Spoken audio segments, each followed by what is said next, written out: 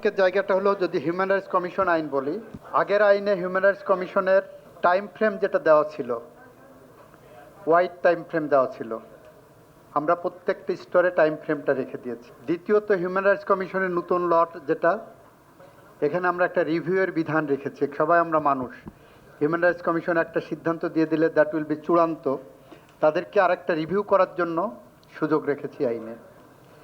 তৃতীয়ত হলো, আগের আইনে যেটা আমাকে নাবিলা প্রথম মনে করে দিয়েছে, স্টেন গানের সামনে মোরা গাইব জুই ফুলেরই গান, তাই তো? আগের আইনে সেরকম একটা বিধান ছিল যে ওনারা কাজ করবেন, তদন্ত করবেন, ভয় দেখাবেন, যাবেন, ইন্সপেকশন করবেন, কিন্তু ওই পিস অফ পেপারের, ওই রিপোর্টের কোনো এভিডেন্সিয়াল ভ্যালু আইনে ছিল না। আমরা নতুন আইনের মধ্য দিয়ে হিউম্যান রাইটস কমিশন যে কাজ করবেন, এই পিস অফ ডকুমেন্ট আমরা এটাকে অ্যাডমিসিবল এভিডেন্স হিসাবে ডিফাইন করার চেষ্টা করেছি, সো দ্যাট এইটার নখদন্তহীন কোনো প্রতিষ্ঠান না হয়।